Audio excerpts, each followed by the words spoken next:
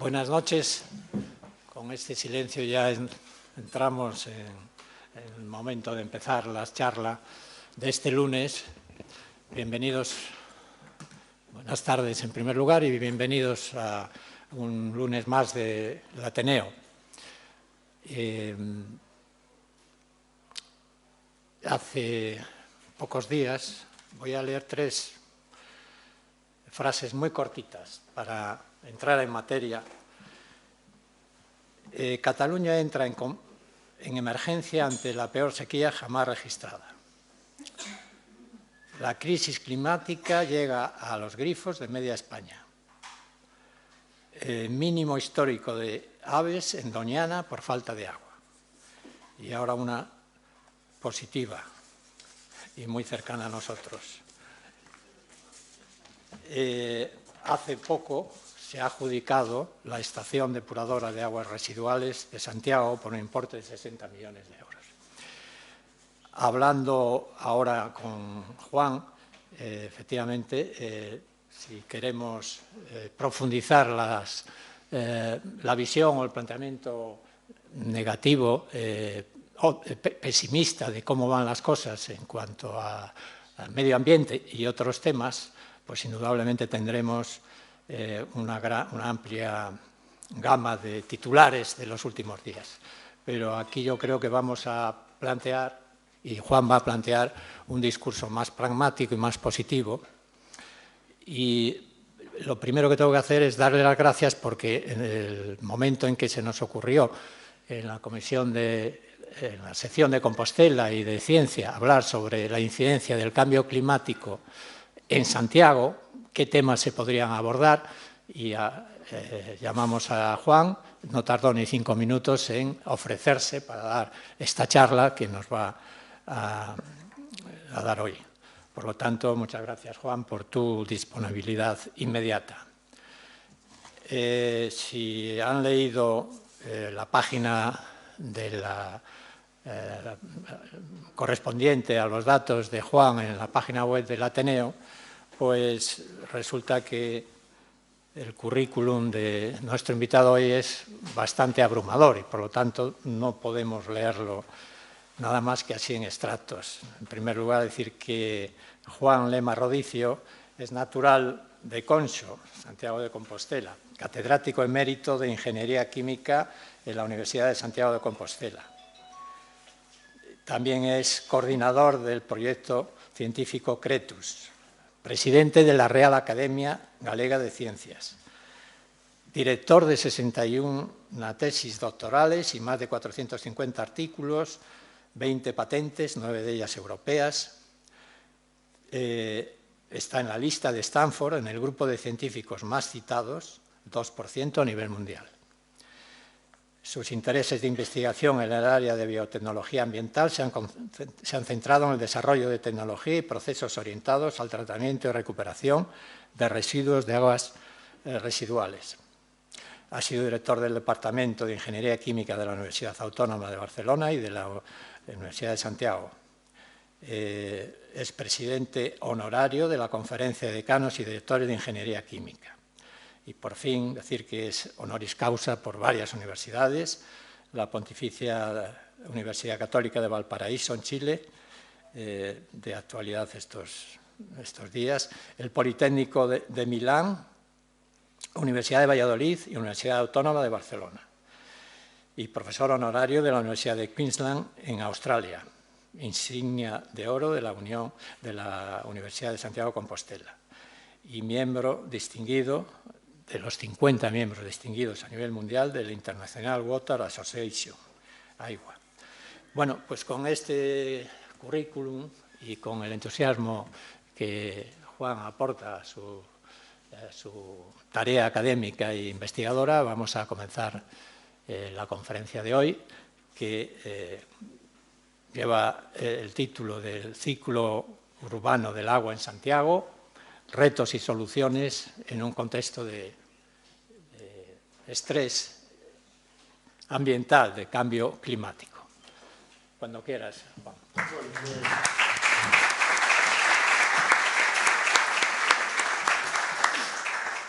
Bueno, muchas gracias Pedro, muchas gracias al Ateneo. Aprovecho para felicitar al Ateneo por la labor que están llevando en estos últimos años. Mucho trabajo personal, pero con unos rendimientos extraordinarios. Creo que los compostelanos tenemos algo que nos está uniendo y que además nos permite durante cada semana debatir temas tan distintos como el que vimos la semana pasada sobre la ilustración, esto que no tiene nada que ver. Bueno, son cosas así de tipo que yo creo que está bien, estas reflexiones que nos podemos hacer y tomar criterio, tomar opinión. Bueno, lo que estaba comentando Pedro sobre yo no vengo a hacer hoy una asustar a nadie. Esto del cambio climático, yo ya estoy aburrido. Yo ya sé lo que es el cambio climático. Entonces, ya sé que tenemos que mitigarlo, tenemos que adaptarnos también. Pero bueno, yo estoy aburrido de ver 500 diapositivas de todas las desgracias que nos van a pasar. Yo creo que no nos van a pasar ninguna de esas desgracias. Creo que no. Sabéis que, bueno, Bernard Shaw decía que en este mundo hacen falta los optimistas y los pesimistas. Los optimistas diseñan aviones y los pesimistas paracaídas. Pero bueno, yo soy de los optimistas, pero hace falta también algún pesimista. Eso no significa que tengamos que bajar la guardia, ni muchísimo menos. Hoy quiero comenzar por una noticia que no salió en la prensa y no sé por qué. El año pasado, el año 2023, Europa disminuyó sus emisiones de CO2 a un nivel similar al del año 1960. Atención, cuando éramos muchos más, teníamos más coches, teníamos más aire acondicionado, oiga, y tenemos menos emisiones. Este año bajamos un 8%. ¿Verdad que nadie lo puso, nadie lo habló? ¿Y por qué? A ver, es poco, ya lo sé que es poco, y que seguimos... Pero esto nos tiene que animar a decir, oiga, las medidas que estamos tomando, que son muchas, están haciendo efecto, poquito a poco. Hay que ir más rápido, de acuerdo, pero esto nos anima a ir más rápido. Nos anima a decir, vamos en la dirección correcta, hay que aumentar la intensidad. Bueno, después de este mensaje positivo, hoy va a ser una cosa, un poco que conozcamos nuestra ciudad, el agua, cómo circula el agua en nuestra ciudad y también algo sobre posibilidades de adaptación a un escenario de cambio climático, no necesariamente de Santiago, algunas sí, pero otras no necesariamente de Santiago. Bueno, primero vamos a entender qué es el ciclo urbano del agua, lo entendemos todos, el agua se capta, se utiliza a nivel urbano, a nivel industrial y después se regenera a unas plantas de tratamiento que se puede reusar o se puede retornar al medio. Este es el ciclo del agua urbano, que no tiene nada que ver con... Bueno, tiene algo que ver, pero no es el ciclo del agua que entendemos en genérico. Muy bien, pues entonces, en este caso, vamos a empezar por la historia. Pues porque Santiago no tiene una larga historia.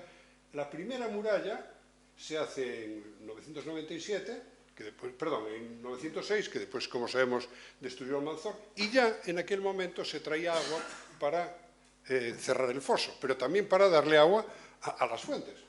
Cresconio, que es otro, el primero era Sisnando II, no sé muy bien quién es, pero es un señor, debe ser importante, debe ser el que mandaba en Santiago, y Cresconio pues hizo una segunda muralla, ya sobre el foso, donde están estas fuentes de San Antonio, cerca del Portal de Camilla, etc. Y Gelmírez reconstruye el acueducto, que todos hemos visto algún trocito del acueducto, y crea un canal de agua subterránea, que ya es mucho. Estamos hablando del siglo XI, del siglo XII. Posteriormente vino la segunda parte. Bueno, ¿de dónde venía el agua? Pues el agua venía de Vite. Esas fuentes que tenemos ahí, Fontebranca, Fonteagua de Vite, Chan de Curros. Aquello es un mapa del siglo XVIII que refleja más o menos por dónde circulaba el agua. Aquí vemos Ponte Mantible, que aún existe, ¿verdad? Bueno, pues por ahí venía el agua, pasaba. ¿Y a dónde iba? Pues iba aquí, a la plaza de San Miguel dos Sagros, que se llamaba en aquel momento la Plaza de la Cisterna, porque en realidad esta fuente era la cisterna de todas las demás fuentes. Por lo tanto, el agua venía allí y desde allí se distribuía. Hay bueno, a todas estas, a Platerías, a Senra, a todas las... Y se distribuía mediante unas tuberías de madera. Entonces imaginamos que no era muy eficiente, con abrazaderas de hierro, allí pues se rompía de vez en cuando, perdía mucha agua, pero bueno, es el sistema que tenía, el sistema que había era este. Y a partir de ahí Bueno, me gustó mucho esta foto porque este es el tanque de San Miguel. Entonces estos agujeros son los agujeros que iban a cada una de las fuentes. El diámetro indicaba el caudal que iba a pasar por aquí. Pues aquí tenemos platerías, en fin, están aquí todas, ¿no? Platería, y esas son las que están aquí al lado. Por lo tanto, el agua subía, esta era la cisterna, y se iba distribuyendo al resto de la ciudad. Un sistema primitivo, pero que bueno, hoy se mantiene. Hoy en Santiago hay 32 fuentes, la primera de 1418. Hoy ya no van con esas tuberías, pero siguen yendo por tuberías. No es que allí tengamos en platerías un manantial que esté saliendo agua de allí. Ahora van de otra manera, ya viene agua de la traída, ¿verdad? Pero bueno, el sistema era el mismo. ¿Y qué pasaba al final? Pues el sistema, ¿cómo terminaba? Pues las señoras que iban, digo señoras porque eran mayoritariamente las aguadoras, que llevaban con sus sellas el agua a las casas. No había abastecimiento, ¿verdad? Lo tradicional no había, hasta hace muy poquito que tenemos agua en la casa, ¿verdad? Esto ya evoluciona un poquitín en el siglo XVIII cuando empieza el sistema de alcantarillado. Y aquí viene Juan López Freire, que es un arquitecto, que proyecta un sistema subterráneo de alcantarilla y mejorar la red de agua, la red que teníamos muy mala. Y bueno, pues ya veis que las cosas de Palacio van despacio, no estamos inventando nada. El concello en aquel momento era como ahora, a la misma velocidad. Durante 5 años se debate a ver qué pasa y le preguntan a Ventura Rodríguez, que era, como sabéis, un arquitecto de Madrid, a ver qué le parecía esto. Y Ventura Rodríguez le dijo que sí, y bueno, entonces en el año 1682 empiezan las obras, Miguel Ferro Cabeiro, seguramente os suena el nombre, y entonces deciden que la ciudad pondría 2 tercios y la iglesia 1 tercio. Pero vino la corte de Castilla que dijo que no, que la iglesia gastaba mucho más. Entonces la ciudad 1 tercio y la iglesia 2 tercios. Y ahí separaron las obras hasta que hubo un acuerdo de nuevo, donde entró, por ejemplo, la universidad, y entraron algunos nobles, en fin. Y al final, pues se acabó en 1787. Bueno, no está mal, 12 años, más rápido de lo que llevamos aquí en la depuradora de Silbón. El gran salto viene de fuera, como casi siempre. En aquel momento, el siglo XIX, Inglaterra era líder tecnológico en todo el mundo, y vino Gill Christ de Glasgow a estudiar el sistema de agua de Santiago y a proponerlo. Proponían una obra, que eran ya con tuberías de fundición, y bueno, pues decían que ellos lo montarían, pero lo explotaban 70 años. Eso dijeron, esto que no, que esto es muy caro, que no se sabe, estos ingleses, la perfil Albión, bueno, se quedan allí parados, y entonces empieza el alcalde Cleto Troncoso a hacer una sustitución de las tuberías de barro porque entre la madera, después ya las hicieron de cerámica, bueno, de barro, y ya la empezaron a hacer con hierro, arreglaron el acueducto, los manantiales, este alcalde Cleto Troncoso, que decide más tarde que vamos a aprobar el proyecto de McFarlane. Pero resulta que en esta, Gill Christ ya se había ido de la empresa y se llevó los planos, con lo cual pues ya no se pudo retomar, porque esto estuvo aquí como 2 años trabajando y haciendo su proyecto.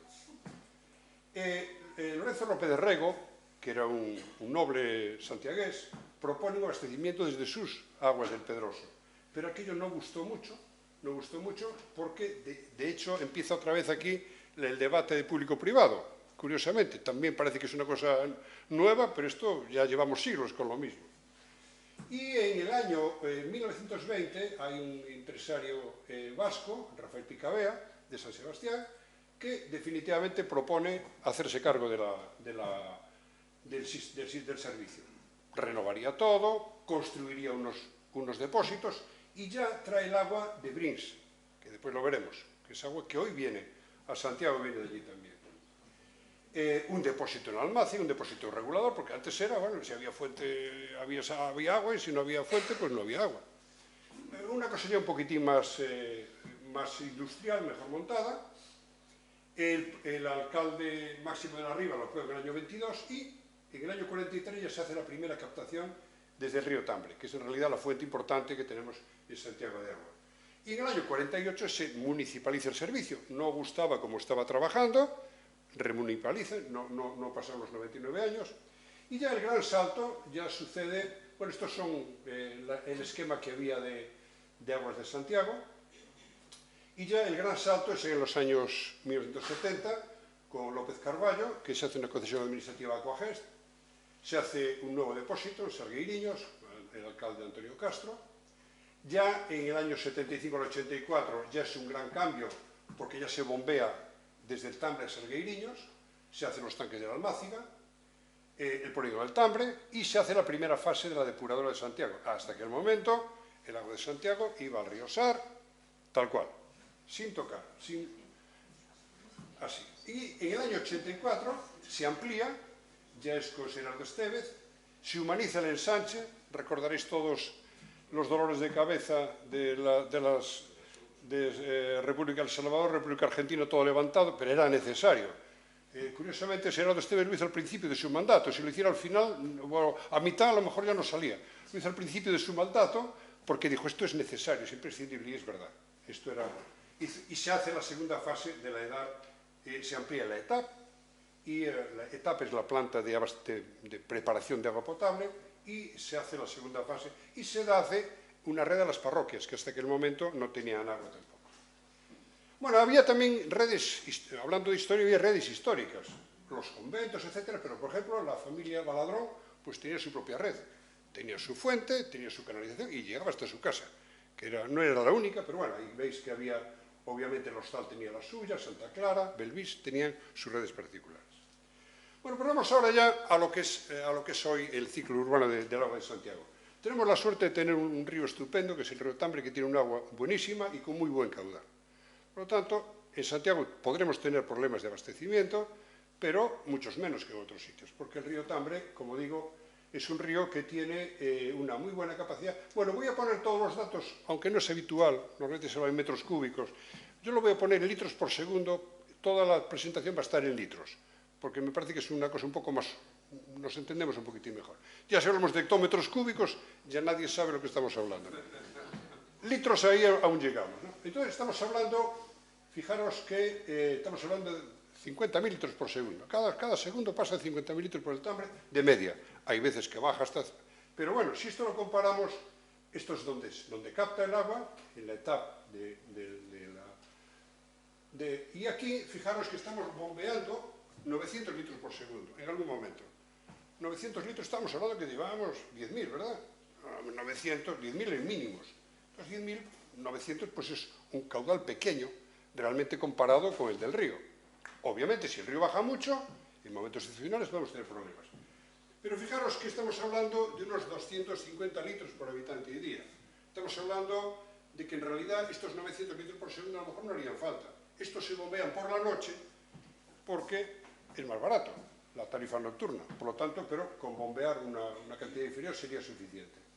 El agua del Tambre es tan buena que hay que mineralizarla. Es un agua que no tiene prácticamente sales. Tiene obviamente materia orgánica, pero bueno, muy poquito. Hay que limpiarla un poquitín, hay que darle un arreglillo y después hay que mineralizarla, hay que ponerle sales.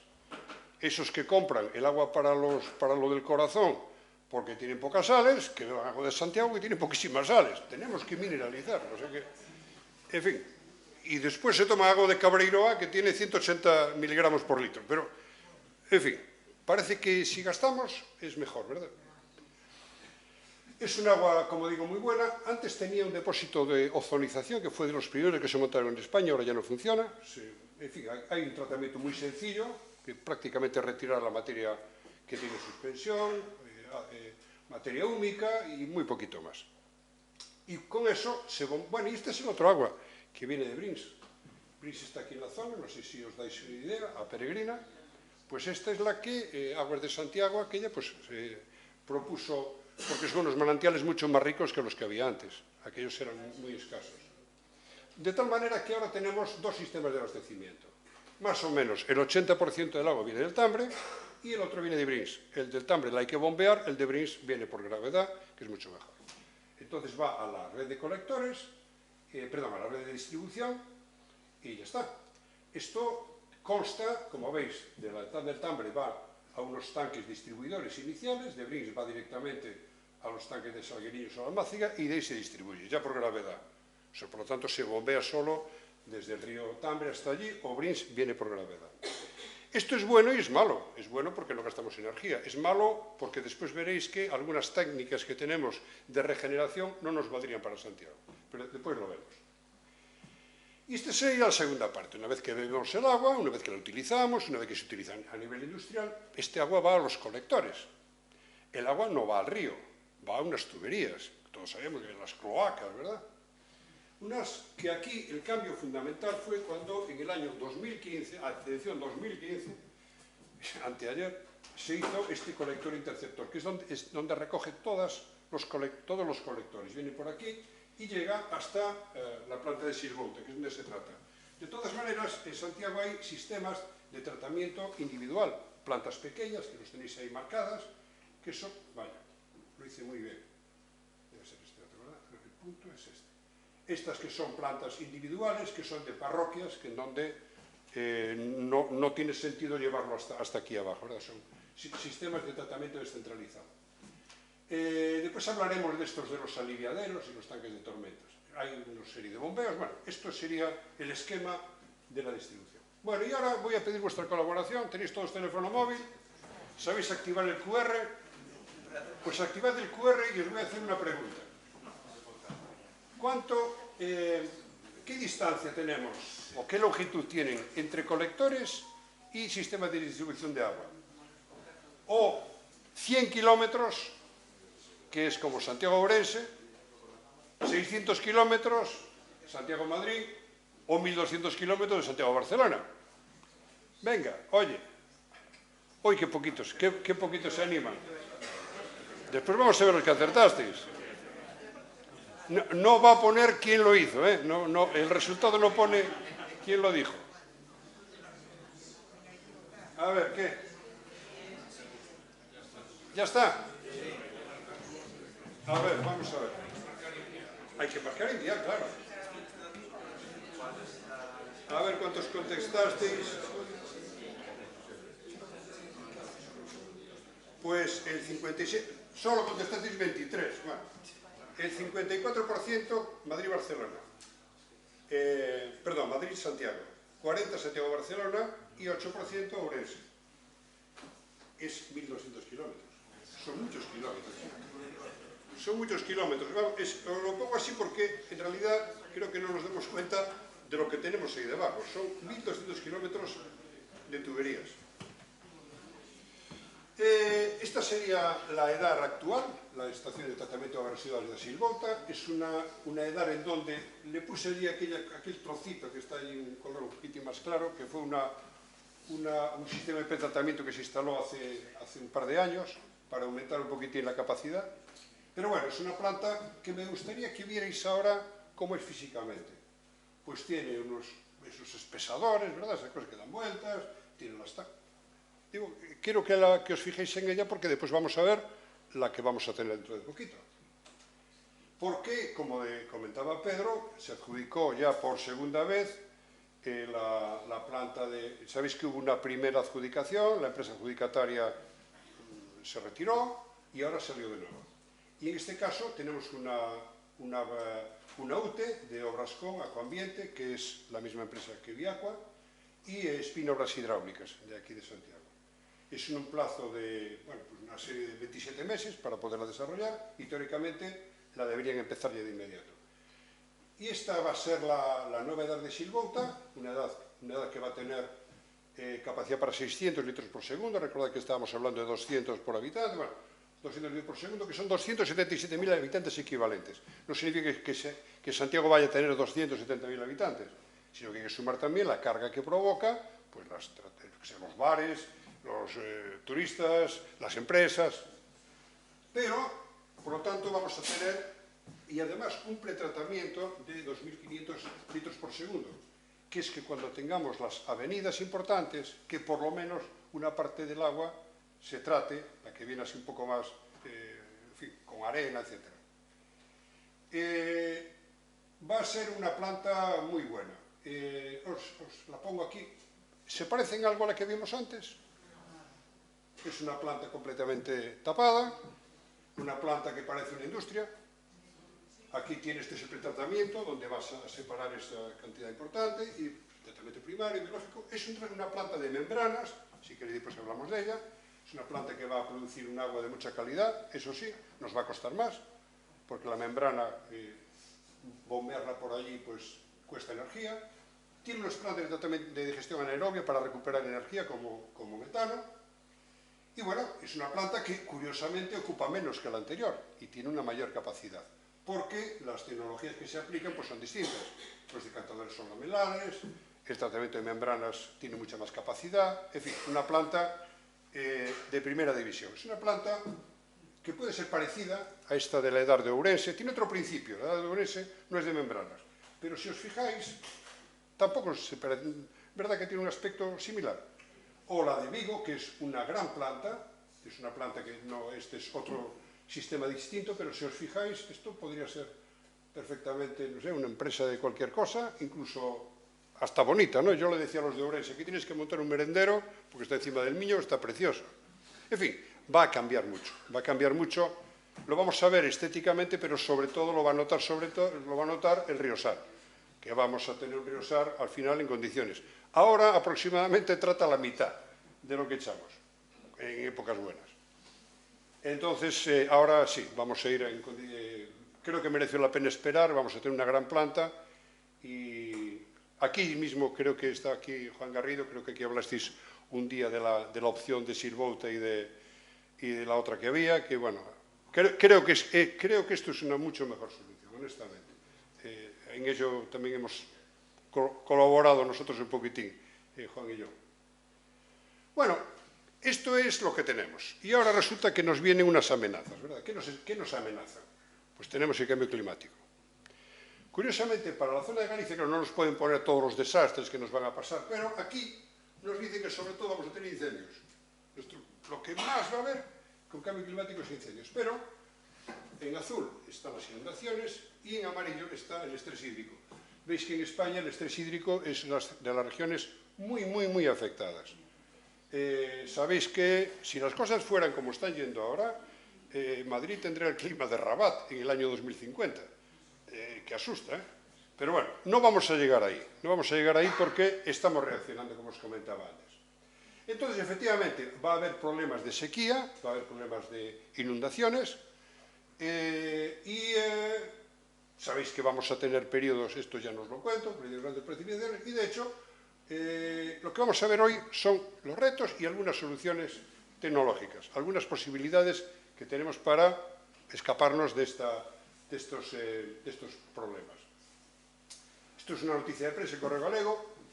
El Correo Gallego, como veis, este año tuvimos récord de sol, 2.300 horas.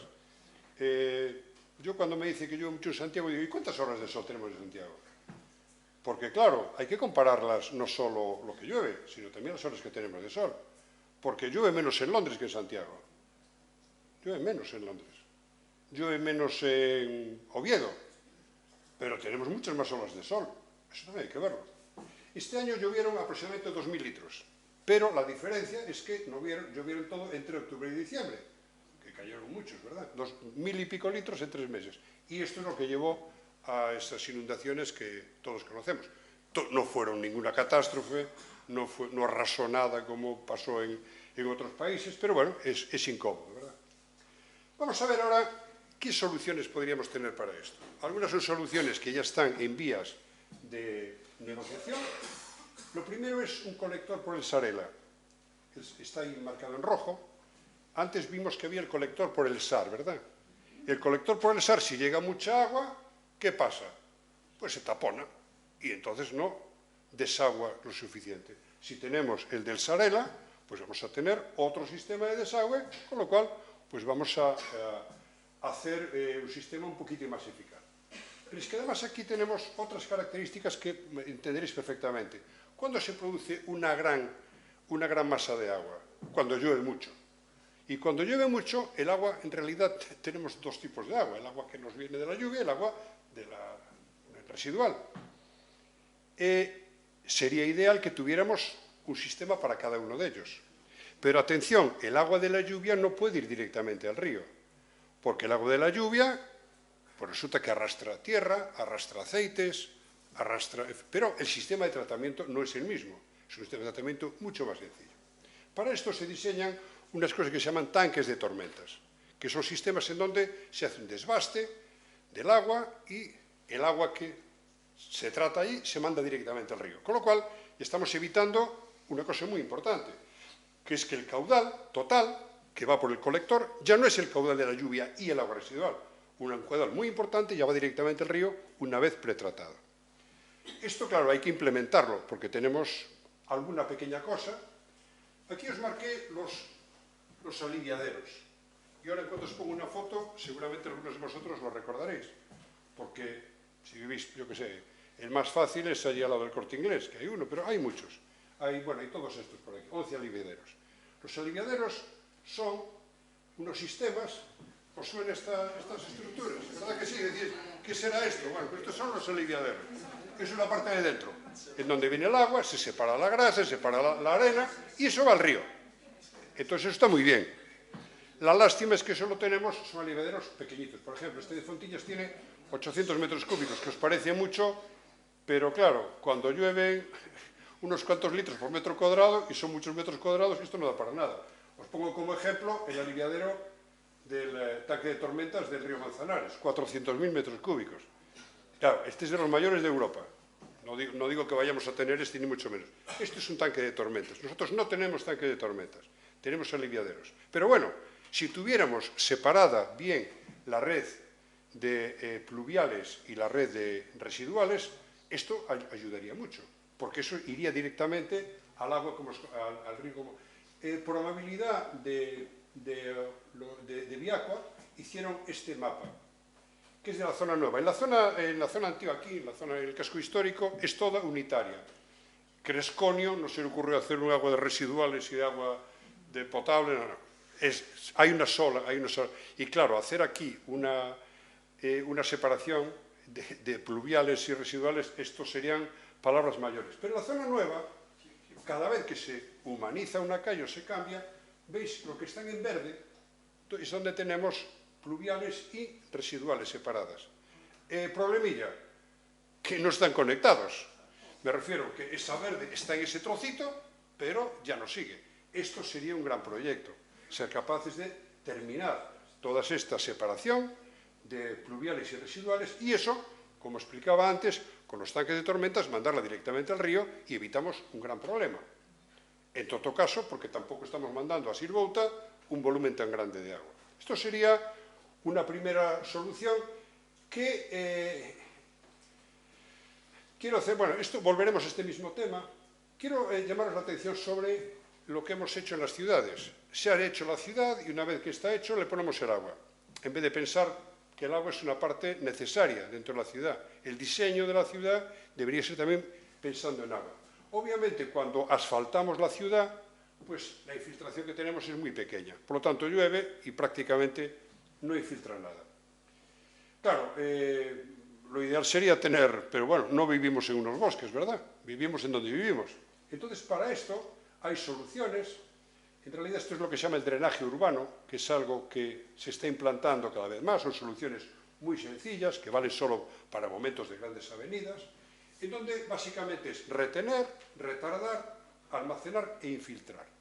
Estas serían las 4 palabras clave para un concepto de drenaje urbano, que es el agua de lluvia, el agua que viene cargada con aceite, con arena, etcétera, etcétera, hacerla así. Infiltrar es para reusarla, que también nos viene bien para en momentos de sequía. ¿Qué pasa? ¿Ya miras el reloj? No. Ay, me está dando. Bueno, estos son sistemas que en realidad seguramente los vimos todos desde fuera alguna vez, pero esto es lo que tiene dentro. Tiene una parte superficial, en donde hay unas rejillas, en donde hay vegetación, etcétera, por donde se deja que entre el agua y que vaya filtrando. Esto progresivamente se está instalando en ciudades, incluyendo Santiago. Los que nos quejamos de Concheiros, de aquella obra, pues en Concheiros, además de hacer las aceras, etcétera, pues pusieron un tanque de tormentas, un separador de aceite, es pequeñito, de 300 metros cúbicos, pero bueno, me refiero que estos son sistemas en donde se están implementando estos sistemas de drenaje natural. claro, esto es un trabajo de tiempo, poder hacerlo esto dentro de la ciudad. Lo que sí se pueden hacer son soluciones alternativas, como por ejemplo la del polígono del Tambre. El polígono del Tambre, como os comenté antes, tiene red separativa. Las pluviales van directamente al Tambre, además como va así en costa abajo, va bárbaro. Pero claro, estamos mandando unas aguas muy poquito tratadas. Están unas aguas, por cierto, se mandan, si os fijáis aquí donde está la etapa, se mandan aguas abajo de la etapa, claro, lógicamente. Entonces, no se ve. Si lo señalo. No importa, es aguas abajo de la etapa, una vez que pasó. Entonces, claro, esto sería conveniente hacer un tratamiento, y aquí es donde hay soluciones naturales, que hay el lagunaje, hay sistemas de filtración, un sistema natural. Sé que el Concello está trabajando en algún proyecto sobre esto, e incluso hay un proyecto europeo, Guaterrán, que está con Cetacoa, Viacua y el Concello de Santiago, en donde se va a poner un sistema de tratamiento de urbano sostenible, USUR, y un humedal en ese entorno, en el entorno de allí del polígono del Tambre, y otro se va a hacer también, bueno, este es en la Rúa Ptolomeo, este es el principio que vimos antes, ¿verdad? Es el agua, va filtrando y bueno, pues va pasando por ahí. Y después se recuperará en una balsita, que se puede reusar en su momento. Y también en Sionja se está haciendo otra prueba piloto también. En fin, estos son soluciones que puede haber que, bueno, llevarán su tiempo y llevarán su coste, ¿verdad? Esta es la gran solución, pero claro, no lo vamos a hacer. Esto es lo que se llaman las sponge cities. Esto lo hacen en China, como todo a lo grande. Son áreas enormes que dedican a esponjar la ciudad. De alguna manera podría ser lo que tenemos en las Brañas del Sar. Podría ser algo parecido, pero a lo bruto. Esta solución se está aplicando también en sitios tan urbanos como con Norteamérica. Me refiero en Nueva York. En Nueva York hay una zona, una Sponge Cities. Os fijáis que aquí esto es un sitio donde lo que se deja es que se inunde el agua. Se va para allá y con el tiempo ese agua se va bombeando o se va reutilizando. Son soluciones de enorme calado y de mucho más coste, claro. Vamos ahora a la otra parte, que es la sequía. Aquí de Santiago vamos a hablar poco, porque os comentaba antes, yo no preveo que tengamos unos problemas muy graves de sequía. No digo que no los haya puntuales, pero de las soluciones que voy a comentaros, pocas vamos a usar. Vemos que, bueno, en fin, no quiero tampoco asustar, pero puede haber problemas de sequía graves en el mundo si las cosas van mal. Esperemos que no vayan mal, estamos recuperando, pero pueden ir mal y tenemos que adaptarnos. Sabéis que el otro día hubo un debate sobre la mitigación del cambio climático y la adaptación al cambio climático. Hay que hacer las dos. Hay que tratar de mitigarlo, pero mientras tanto nos iremos adaptando. Y os voy a poner dos ejemplos que yo creo que son indicativos. Y este lo entenderéis muy bien. Este es Pontevedra, con su río Lérez, y Ence está al final de ¿verdad? En la ría, muy cerquita de, bueno, al final muy cerquita de la depuradora de Pontevedra. Aquí está la depuradora de Pontevedra y aquí está Ence. Están los dos muy pegados. Están al final ya de la desembocadura, ya en la ría completamente. Bueno, pues esto es el abastecimiento de agua de Ence y el abastecimiento de agua a Pontevedra. Ence consume 450 litros por segundo y Pontevedra 500 litros por segundo. Claro, el río Lérez no es un río tan generoso como el río Tambre. ¿Y qué pasó? Pues hubo un momento en donde bajaron los caudales mucho. De tal manera que para mantener el caudal ecológico, que os lo voy a poner aquí, que es este rojo, esto era un problema. Dejábamos el río Lérez muerto. Aquí tenemos, como veis, prácticamente lo mismo, 50%. Entonces, ¿qué se decidió? ¿Qué decidieron las autoridades? Bien decidido, por supuesto, cerrar la fábrica. Bueno, os comentaré que unos años antes le habíamos propuesto a ECE participar en un proyecto para dar una solución a esto. Como siempre, los problemas se solucionan cuando aparecen y no los prevemos con un poco de tiempo. Pero bueno, año 2022 cerraron ENCE, varios meses. Y entonces pues se hizo, la edad, como decíamos antes, la edad de Pontevedra está muy próxima a ENCE, muy próxima. Y la pregunta es, ¿por qué no utilizar el agua tratada de Pontevedra, tratarla de nuevo y bombearla a ENCE? De tal manera que tenemos un circuito cerrado. Esto es el proyecto que le hemos planteado en el 2015 aproximadamente. Pues que al final tuvieron que hacerlo a toda velocidad, durante 100 días, gastando muchísimo dinero, pues metiendo una serie de tecnologías, carbón activo, biofiltros, osmosis inversa, y esto permitió recuperar el agua urbana tratada para agua industrial. Esto es una gran solución, sobre todo cuando hay grandes consumidores de agua. Estamos hablando, el Polo Industrial de Tarragona lo está haciendo, en fin, hay muchos sitios en donde esto es una gran solución, porque el agua de Pontevedra tratada va a la ría, está bien, pero si le podemos dar un segundo uso como agua industrial, pues es una... Claro, el agua industrial tiene unas características particulares, algunas necesitan una gran pureza y otras no tanto. El agua de ENCE necesita un tratamiento específico por unas razones curiosas. Bueno, como sabéis, blanquean con peróxido de hidrógeno, ya hace muchos años que no utilizan cloro. El que hable de los cloros de Pontevedra ya no, y eso hace 40, 30 años que no se hace. Pero claro, ese peróxido, si tiene según qué metales, se estropea. Por lo tanto, sí, por eso necesita una unidad de osmosis inversa que seguramente os suene a todos porque es el principio de las desaladoras, ¿verdad? Segundo problema, agua urbana. Aquí, cuando hice esta foto, estaba el embalse de Sao al 39%, hoy estaba leyendo al 15%. Bueno, pues este era optimista. Bueno, ¿y qué se puede hacer en Barcelona? En Barcelona tienen un ciclo de agua urbano, un ciclo urbano del agua, que además de lo que tenemos en Santiago, tiene una planta desaladora, gracias a Dios. Esto se hizo hace ya muchos años, cuando hubo una época de una sequía muy grande. De hecho, se hizo también un acueducto desde Tarragona hasta Barcelona, que no llegó a funcionar nunca, pero sí que se montó la planta de desalinización. Hay también una parte importante que son aguas freáticas, que aquí en Santiago no utilizamos. En Galicia se utiliza muy poquito. ¿Por qué? Porque tenemos un suelo, y aquí el profesor Maciel lo sabe mejor que nadie, pues no almacena el agua como en otros sitios. Como decía Felipe, le escuché muchas veces que tenemos un suelo roto por todos lados, ¿no? Viene el agua, gracias a Dios, porque si cuando llueve se va bajando, ¿no? Bueno, pues entonces, en este esquema nos encontramos, esta es la planta de distribución de agua de Barcelona, parece la NASA, porque, bueno, viene agua de muchos sitios, pero claro, hay que tomar decisiones, si el agua se bombea, si el agua viene de la desalinizadora, si el agua viene de la potabilidad.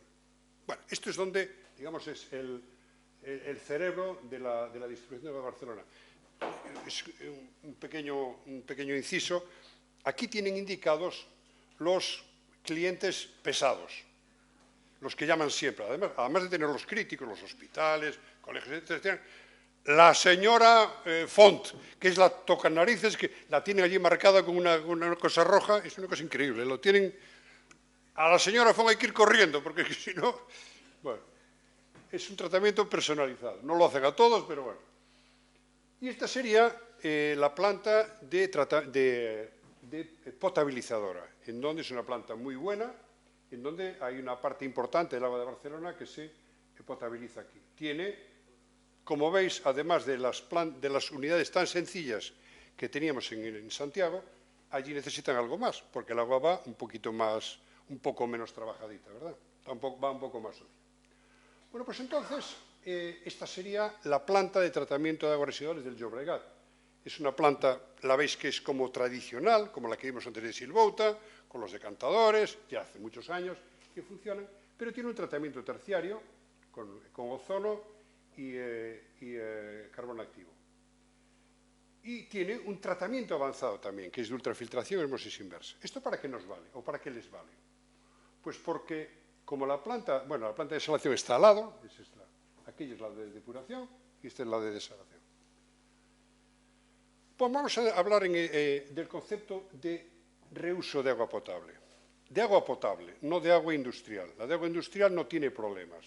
Bueno, tiene el problema que requiera la calidad de la industria. Pero el agua potable tiene implicaciones obviamente sanitarias y de tipo legal. Y aquí en este momento el legislador siempre es muy conservador. Lo que no quiere es enfrentarse a un problema de salud, ¿verdad? Entonces hay dos tipos de reuso de agua, que lo vamos a entender muy bien. Uno, que sería el sistema indirecto, en donde va, como veis, a la planta de tratamiento, después va a una planta de tratamiento avanzado y después se va al medio natural, que puede ser a un lago, puede ser a un acuífero, etc. Y después esto va a la planta de tratamiento de agua y esto va al consumidor. Por lo tanto, el agua residual se trata un poco más, se manda a un medio natural y de aquí se va directamente a la planta de tratamiento de agua. Pero hay otro que es el sistema directo, en donde nos saltamos esta zona, el environmental buffer.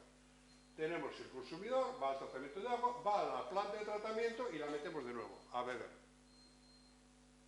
Esto a los ciudadanos no les gusta, porque todos dicen, oiga, ¿pero qué estoy bebiendo yo? Nada, tranquilo, el agua tiene una composición. A ti lo que te importa no es de dónde viene, es qué composición tiene ese agua.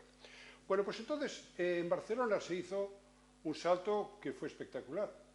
Esto sería la planta de tratamiento de aguas residuales y la de arriba la planta potabilizadora que vimos antes. Lo que se hace es bombear desde la planta del Baix Llobregat, se bombea antes de la de abastecimiento. Por lo tanto, es un uso indirecto. Si fuera directo, lo bombearíamos directamente aquí. Pero esta no es legal. Por ahora tiene problemas de tipo legal. No, aparte que sería un poquitín más costoso. Por lo tanto, lo que se hizo fue crear una estructura en donde se bombea el agua, aguas arriba. Este es el río Llobregat. Si lo comparamos con el Tambre, si fuera la comparación Tambre-Llobregat como el Compostela-Barça, arreábamos, pero no. Esto es lo que tenemos en el Llobregat, que es lo que hay. Bueno, pues fijaros, hay un 60% del agua que se regenera y se manda a esta planta de tratamiento antes de la etapa. Se mete con el agua urbana, perdón, con el agua del río Llobregat y va a la etapa. Pero estamos recirculando, reusando un caudal del 60% del agua tratada. Es lo máximo que se hizo en Europa por ahora. Yo creo que, en este caso, aguas de Barcelona pueden estar bien. Curiosamente no lo difunden. Porque no lo difunden mucho, porque no quieren que la población sepa que se está utilizando agua residual tratada. Pero es un agua que, si toda el agua está mirada con microscopio, esto está mirada con SCAN y con RMN. O sea, esto, porque claro, no se puede arriesgar a tener aquí un problema. Esto es un gran cambio que se puede aplicar en muchos otros sitios. Pero es que además, y esto es lo espectacular, es que esto es el agua regenerada, este es el agua desalada. Los kilos de CO2 que emite por metro cúbico, si os fijáis, son mucho más bajos que los de agua desalada. Es decir, el impacto que hace, por supuesto, esto es la energía que consume. Consume mucha menos energía el agua regenerada que el agua desalada. El agua desalada consume mucha energía. Y claro, desalar significa, gastar energía significa pues producir CO2. Por lo tanto, estamos hablando de que una comparación que es francamente, claro, si lo comparamos con la ETAP, que son 0,14, el agua regenerada son 0,49. Obviamente, tiene un coste mayor que el del río Llobregat directamente, pero es asumible.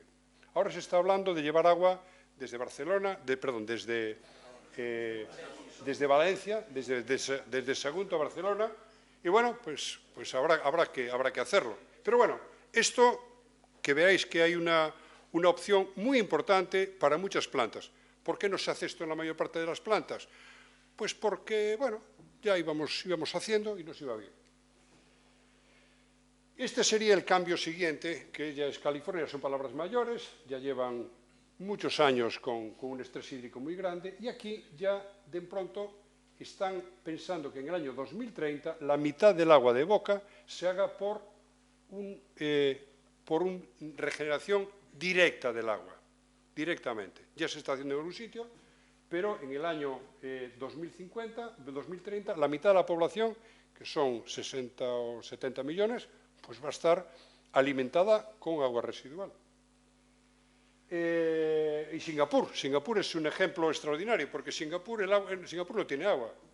la mandan de Malasia, pero tiene un contrato que va a expirar dentro de unos años. Y hace muchos años, Singapur tiene mucho dinero, son muy tecnificados, pero fijaros que ya el 50% del agua potable es agua regenerada ya muy pronto. Esto sería la que tienen en el 2030, 60% no doméstico, 40% del doméstico. Esto sería a dónde podríamos llegar. Es decir, esto sería el nivel máximo que la tecnología podría dar, que sería tomar un agua residual y transformarla en agua potable. Eso sí, como sabéis, todas las soluciones técnicas, la técnica tiene solución para casi todo, pero tiene un coste. Esto es verdad. Quería daros ahora una última pincelada, que son algunos avances que también hemos participado nosotros, por decir algo también nuestro. Y os quería comentar que aquí en Galicia tenemos muy poquitas instalaciones en donde tengamos aguas separadas, separación de redes. Aquí en Portodemolle encontramos un edificio que tiene una doble tubería, una para aguas grises y otra para aguas negras. Una para aguas de ducha, de lavarnos las manos, etcétera, y otra para aguas de cisterna. Bueno, pues aquí hicimos un proyecto europeo con Aqualia, en la parte de abajo de la instalación, que se llama este proyecto Run for Life. Entonces, en la parte de abajo del edificio, en el garaje, pues montamos unos equipos que nos permiten reusar el agua gris para agua de cisterna, no para beber. Pero bueno, ya estamos utilizando un agua, en fin, se está utilizando mucha agua. Y el agua negra, una vez tratada, para regadío. Por lo tanto, es un mecanismo, lo que se llama tratamiento de agua descentralizada, que es una herramienta que potencialmente es interesante a la hora tanto de evitar el desperdicio de agua como de utilizar incluso los nutrientes o utilizar incluso la energía, como vamos a ver ahora. Porque en este mismo proyecto, de este ya no voy a hablar más porque, bueno, trabajamos mucho, pero en realidad lo que es espectacular es lo que hicieron en Helsingfors, en el mismo proyecto. Esto es una zona industrial que la regeneraron e hicieron, esta es la zona edificada nueva, hicieron 3 tipos de colectores. Una para agua de comida, otra para agua gris y otra para agua negra. 3 tuberías. ¿De dónde viene esta agua del food waste? Pues esto viene porque las piletas tienen, esta es la pileta de agua y esta es la pileta en donde tiran la comida. Se tritura, esto es un triturador y eso va por ese sistema. Es decir, es un sistema de aprovechamiento de materia orgánica, ¿verdad? Los inodoros son como los de los aviones, de esos que enseguida y que consumen poquísima agua. Por lo tanto, el agua residual que va por ahí es un agua, la negra, es muy concentrada. Por lo tanto, tenemos 3 tipos de agua. El agua gris, el agua negra muy concentrada y el agua de alimento también muy concentrada. Esto permite una cosa tan extraordinaria como esta. Es una planta en donde, con unas tecnologías que no viene al cabo ahora hacerlo, pero se eliminan microcontaminantes, hay digestión anaerobia, se recupera pues, cosas tan interesantes como unos pellets que son, la energía se transforma en biogás, que se utiliza en la propia comunidad, y los pellets se utilizan como fertilizantes. Se recupera el fósforo, se recupera el nitrógeno, es una solución avanzada, carísima, pero es una solución avanzada, preciosa. Os lo pongo aquí porque, bueno, tecnológicamente es un avance muy bonito. Nosotros quisimos hacer algo parecido en Portodemolle, pero no llegamos a tanto. Llegamos a recuperar un poquitín, pero lamentablemente en Galicia es que no encontramos edificios que tengan estas separaciones. De hecho, no sé si recordáis, hubo una vez un decreto en aquel momento Consejería de Vivienda, con Teresa Taboas, que hicieron un decreto para hacer las casas nuevas que tuvieran separados los colectores. Y al final aquello se derogó. Cambió el gobierno y aquello se acabó. Pero yo creo que sería un buen sistema para retomarlo. Bueno, ya no os aburro más, simplemente vamos a unas conclusiones. Conclusiones son 3. La primera, que las ciudades deberían diseñarse teniendo en cuenta el agua, no ponerle el agua una vez que ya están diseñadas. Segunda, hay soluciones tecnológicas, pero también naturales, digamos, con menos tecnología implicada y con menos coste energético.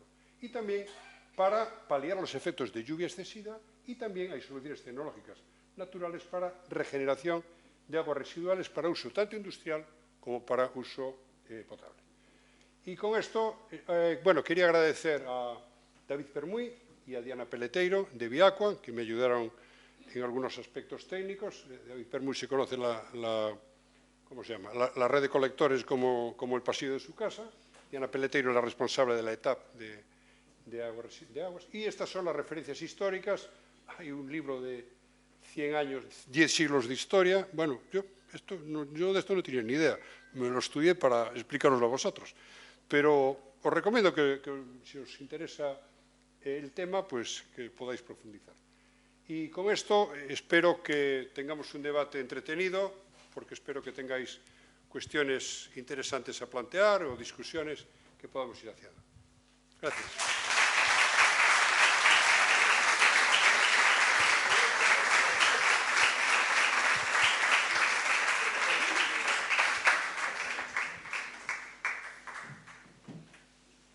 Espero que me pase un poco, ¿no? No, está bien, está bien. La dosis adecuada. Sí. ¿Sabéis ese que le decía uno a otro? Si tú estás en una conferencia y ves que alguien mira el reloj, no te preocupes, es normal. Si lo mira así, muy sistemáticamente, empieza a preocuparte. Cuando tienes que entrar en pánico es cuando mira así y se pone así. Ahí no vi a ninguno por ahora. Bueno, pues ahora tenemos preguntas, cuestiones. Hola. Bueno, boa noite. Un placer, como sempre, Juan, escoitarche. Quería compartir contigo unha idea para saber a túa opinión. Pensemos no Parque de Belvís. Eu son usuario diario, paso por ali todos os días. E cando chegan as épocas de estío, en lugar de verde, pues está un pouco máis amarelo, lóxicamente. Entón, para tratar de paliar esa deficiencia hídrica, ti que opinarías de recuperar mellor na zona as augas pluviais, quizás con tanques ou incluso algún tanque de tormenta ou algún tanque disimulado entre a vegetación, pois para abastecer o parque nos momentos de estío. Sobre todo tendo en conta ahora que as choivas concéntrase a final do ano e o resto do ano pois están moito máis espaciadas. Entón, poñerlle un pulmón aí, creo que sería moi boa idea. E isto é un parque, pero, bueno, é extrapolable a todo o patrimonio natural de Santiago. Eu creo que eso é o típico exemplo destas solucións naturais que se poden poñer, e me consta que o Concello está pensando. Seguramente esa obra que está en Cornes, non sei se a coñecedes, que están facendo Cornes, Romero Donaio, ali, bueno, pois ali, creo, temos aquí o concelleiro que me pode corrixir, creo que a idea é recuperar aquelas augas pluviais e mandalas a unha lagoa que valga de pulmón para alimentar aquilo. Creo que tamén hai outra idea que se pode facer na zona de Fontiñas, en fin, efectivamente, isto é unha solución natural, de baixo custe, pero, bueno, ten un custe. Pero eu creo que é necesarísimo. Xa non só porque evitemos que os parques se queden secos, sino porque, bueno, temos recuperada agua, efectivamente. Moi ben.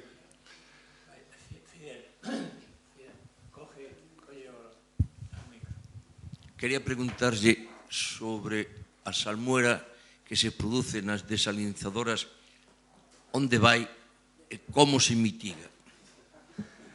Que queres que che diga? Iso é máis grave que... A ver, sabemos que por cada 100 metros cúbicos, cada 100 litros que entra unha salmuera, máis ou menos a mitad é auga e a outra mitad é sal. Un pouco máis auga salgada que auga depurada. 45 ou 55, máis ou menos. Claro que temos sal e moitísima sal. A ti que te parece? Vai ao mar. Agora hai proxectos para recuperar sal de aí. Pero, claro, é unha concentración que tampouco é tan enorme. É unha concentración aproximadamente o duplo da que temos. Si retiramos 50% de agua osmotizada, pois temos o duplo de concentración. É dicir, estamos falando de 60 gramos por litro. Pero 60 gramos por litro ainda temos 940 de auga para recuperar como sal. Entón, bueno, hai algúns proxectos de recuperala, pero eu vexo complicado. Eu creo que, bueno, que se está facendo é bombear distribuidamente para que non haxe un impacto tan serio, tan grave. Sabedes que España é un dos países do mundo que ten unha capacidade de desalación máis grande. Temos capacidade para, teóricamente, potabilizar para 35 millóns de habitantes. É unha das máis grandes do mundo. Pero, claro, agora se utiliza moito para agrícola, máis que para potable. Tamén para potable, en algún caso. Pero, bueno, eso ten ese efecto lateral. Sabedes que se falaba do efecto sobre a Poseidonia, nas zonas onde vai. En fin, aí o único que pode haber é o efecto de dilución. O único que eu creo que se pode plantexar un efecto de dilución, pois poñendo distribuidores de agua, pois que eso traten de... Pero, vamos, non hai que eu saiba, non hai moito máis que se está facendo. Non, os cultivos non, eso vai ao mar, non, a agua non vai, non, vai ao mar. Non porque nas zonas de cultivo a auga recóllese a unhas profundidades en que a auga do mar xa entra. Logo eso, máis a salmuera, está imposibilitando o cultivo. Xa, pero eso, a ver, é un pouco distinto. Cando se vacían os acuíferos, obviamente o mar pode entrar por ali, se están salinizando. Pero eso non ten moito, eso é por a sobreexplotación dos acuíferos. A salmoira o que se fai é botarla ao mar de frente, de novo. A ver, o efecto tamén é pequeno, porque estamos falando de un volume, ainda que sexan miles de litros, o mar é moi grande. Por lo tanto, ese efecto sobre a salinidade é local, é puntual, donde impacte. Se isto se fai unha distribución, pois se tratará de minimizar. Algún efecto fai, pero francamente non creo que teña nada que ver que haya efectos cultivos. Non creo. Hola, boa tarde. Mira, teño unha dúbida que é a seguinte.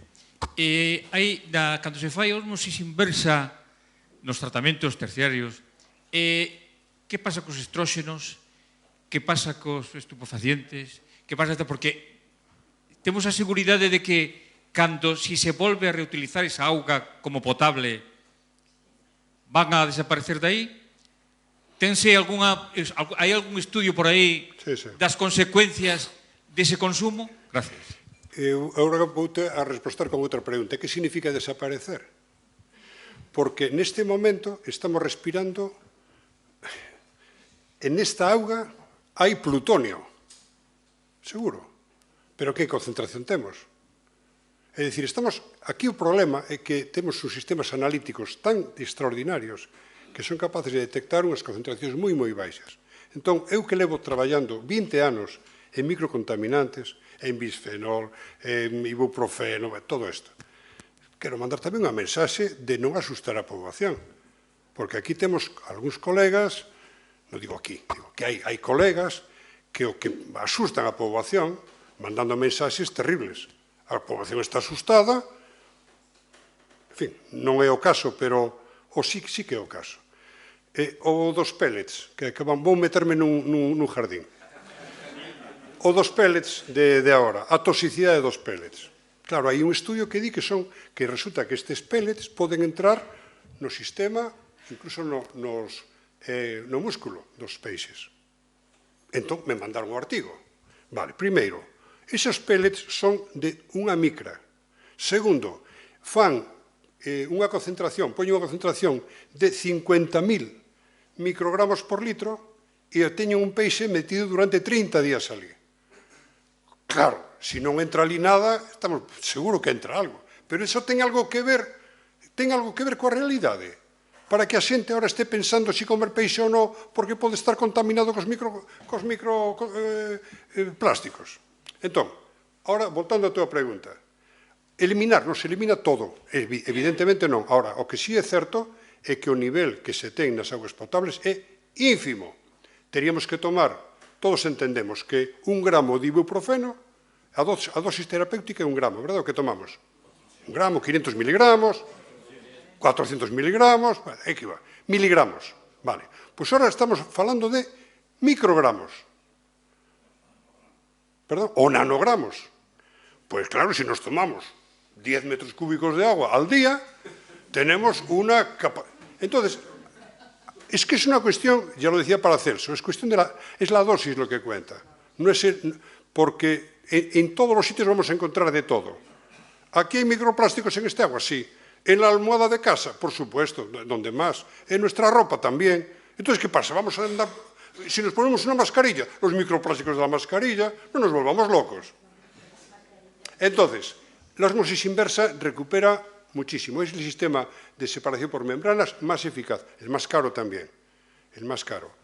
Y ahí recupera hasta las sales. Es decir, ahí estamos quitando aniones y cationes. Estamos quitando que son partículas muy, muy pequeñitas. De ahí se quitan también moléculas orgánicas, por supuesto. Y teóricamente de allí no sale nada. Ahora, si bajamos la escala analítica, o si la seguimos aumentando, quiere decir, seguramente encontraremos cosas, pero nada preocupante. El reuso de aguas, créeme que cuando alguien lo autoriza, porque es lo que comentaba antes, normalmente las autoridades, no sé, al revés, son muy conservadoras, y me parece bien. Es lo que se llama medidas precautorias, ¿verdad? Es decir, por si las moscas.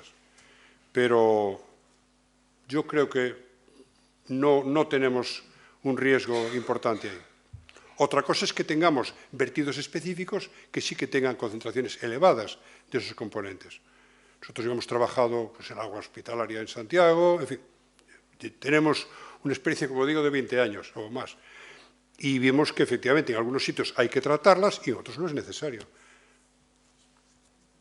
No sé si contesté bien, a lo mejor me lié demasiado con... Pero no os fiéis demasiado de los científicos. Sí, porque, a ver, ¿cuántas veces por semana vemos que se ha resuelto el problema del cáncer? Y verdad que no, lamentablemente, hombre, se van avanzando, pero... Entonces, no os fiéis demasiado, porque hay algunos científicos que su ética es dudosa.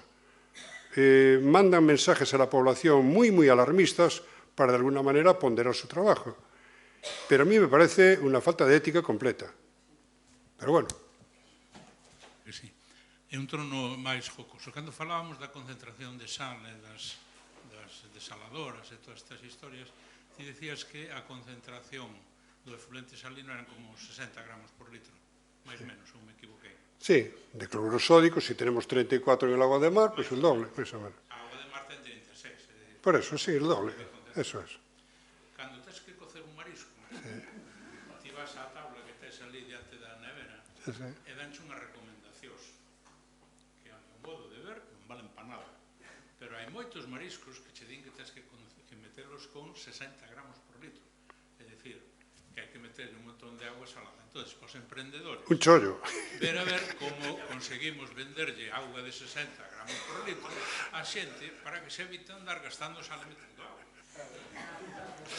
Pues oye, Obviamente, es cuestión de echarle percebes y centollas a la vida.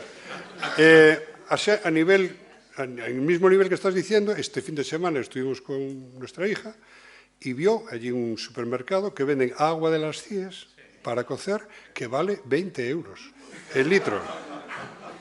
Esto, después del el sol de España en Botellano y el aire del Botafumeiro, me pareció la idea más brillante que tuvieron, ¿no? Pero bueno.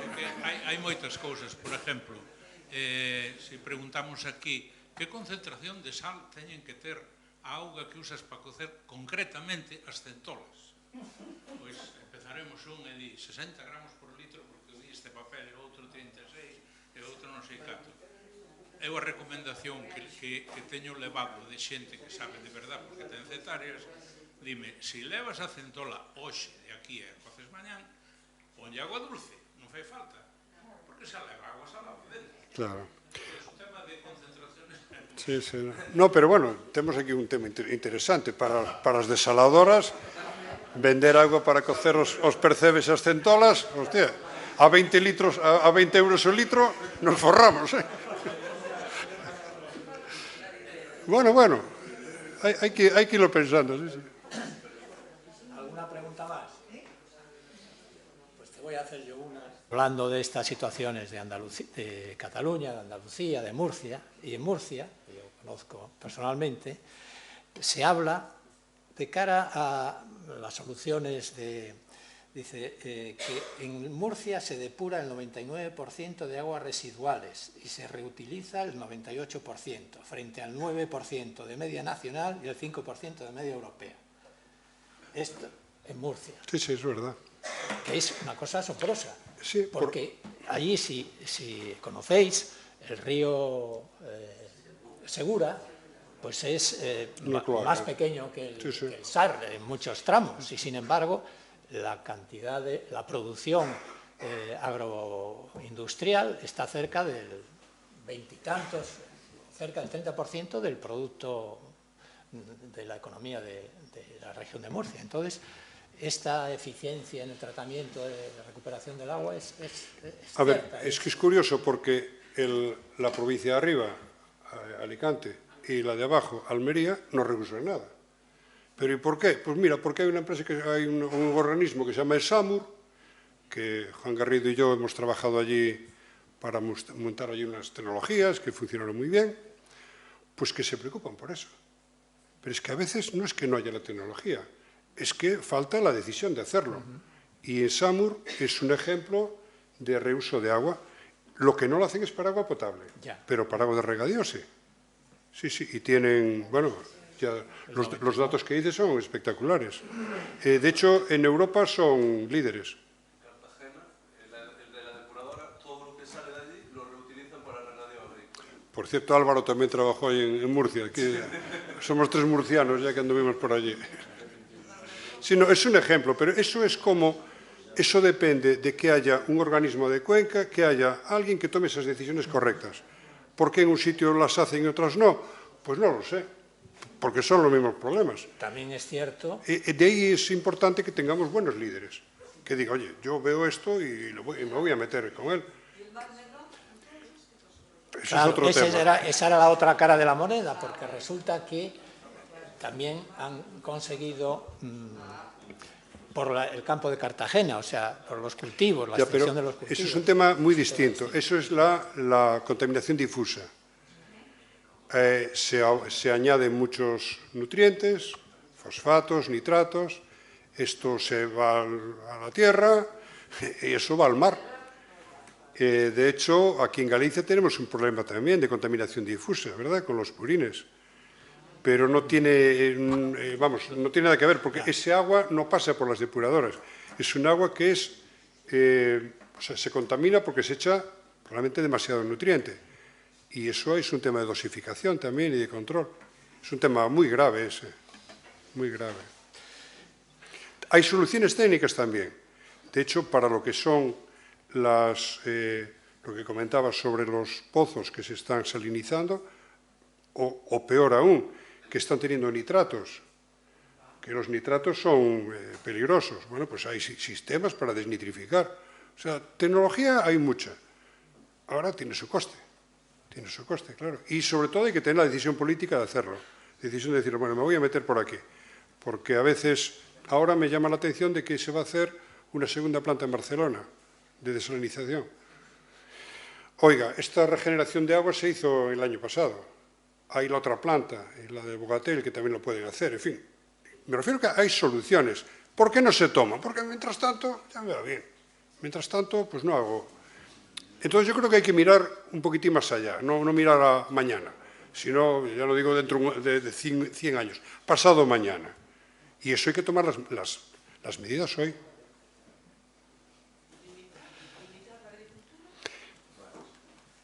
A ver, es que ahí, como sabes, entramos en otro tema. Claro. Decía Pedro que la agricultura en Murcia es fundamental y gracias a Murcia tenemos unos tomates, etcétera, extraordinarios, ¿no? Extraordinario. Ahora, lo que hay que hacerlo con más cuidado. Entiendo, yo no soy experto en cultivos, pero sí que, obviamente, lo que estamos hablando es un exceso de nutrientes que al final, hombre, también se pueden recoger, tratar, eso es muy caro, Son zonas distintas de Murcia. Una es el campo de Cartagena, claro, donde las aguas van hacia el Mar Menor, y después el resto de la... En todo caso, a mí lo que me queda claro, Juan, es que después de tu exposición, es que tenemos en Santiago tiene un municipio, un territorio, extraordinario en cuanto a posibilidades, con 2 ríos para los colectores, con suficiente, digamos, recursos naturales, hídricos para... Entonces, bueno, que eso es una ventaja que tenemos respecto a muchas... A ver, no es ninguna broma. Hoy, cuando se hace un sistema de decisión, el Decision Support System, para determinar en dónde se va a poner una planta industrial, antes nadie hablaba del agua, ahora sí. Ahora hay una empresa que se va a montar aquí en Galicia, de unos emprendedores que vienen de Andalucía, porque necesitan un agua de mucha calidad, y dice, oiga, es que esto es muy importante para mí, la voy a montar aquí. Es un hecho diferencial positivo que tenemos que valorar. En fin, el disponer de agua de mucha calidad y en una cierta abundancia, ya no en todos los sitios, porque ya estamos hablando de que hay ciudades que están muy limitadas, pero hay zonas muy buenas, ¿no? Entonces, esto es un valor añadido, es un hecho diferencial que tenemos que explotar. Muy bien. Bueno, pues sin más, te damos las gracias de nuevo, Juan, por tu brillante exposición y te adjudicamos un regalito.